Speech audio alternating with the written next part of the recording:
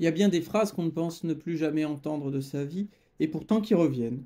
Il y en a une notamment que j'ai entendue très récemment qui dit à un enfant, tu ne peux pas comprendre. La mère lui dit, tu ne peux pas comprendre ce qui se passe. Un drame, évidemment, quelque chose qui vient alerter, changer, déstabiliser totalement une famille. Bien cet enfant, quelles furent pour lui les conséquences de cette absence d'explication de la part de sa mère? Et l'idée même qui sous-tend tout ça, c'est que la mère estime que son fils ne peut pas comprendre. Mais cette idée, en vérité, elle trahit une autre, qui est que la mère n'a pas d'explication, ou ne parvient pas, elle, à expliquer l'événement. Peut-être par manque de courage, ça arrive, bien sûr que ça arrive, que des parents ne trouvent pas le courage de dire une vérité à leur enfant, alors ils leur supposent, ou en tout cas ils leur répondent qu'en fait ils ne peuvent pas comprendre, qu'ils sont en dehors du champ de la compréhension, ce qui laisse penser pour l'enfant qu'il est en dehors du champ des acquisitions, des acquisitions scolaires même, parce que s'il ne peut pas comprendre des choses qui le touchent directement, peut-il comprendre des exercices de mathématiques, des leçons de français? Et je le dis à dessein parce que j'ai souvent pu remarquer que des enfants à qui on cachait des vérités sur leur famille n'arrivaient plus à l'école. Et pour certains même étaient classés comme des enfants avec des déficiences intellectuelles, alors qu'au point de départ, la question était affective. Et que le retard d'acquisition scolaire trouvait sa cause dans le fait que, au cœur même de la famille, un blanc régnait, un manque d'explication, de transmission avait eu lieu. Certains alors dénoncent l'excès inverse, qui dit on dit tout aux enfants, on veut tout leur expliquer, on veut tout qu'ils comprennent, être au niveau permanent des enfants.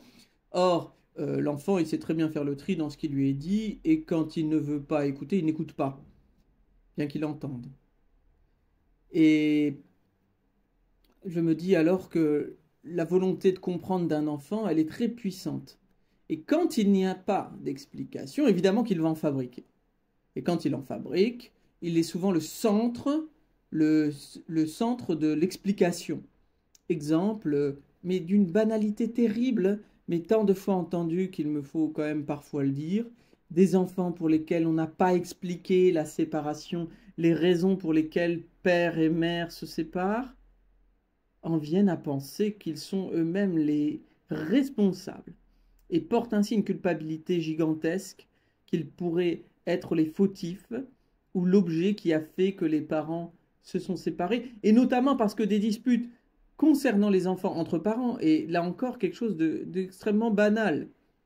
Et il suffit à l'enfant alors de faire son hypothèse que tout ça est bien de sa faute, puisque les disputes étaient générées par mes crises, mes comportements, mes choix alimentaires, le fait que je range pas ma chambre et ce genre de choses.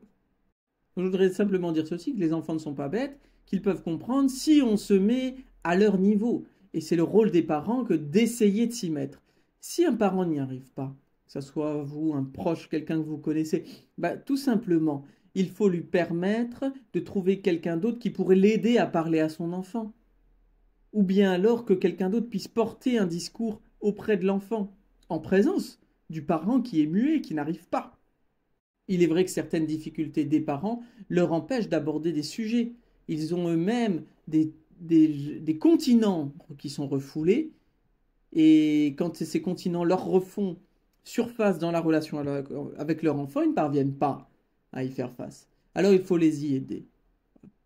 Mais rien de pire que de laisser un enfant dans un vide de signification, parce qu'il n'a rien à partir de quoi il peut se raccrocher, et le peu de choses qu'il va créer sont des idées souvent un peu pauvres qui ne lui permettent pas du tout de pouvoir s'appuyer dessus suffisamment en tout cas pour se développer correctement.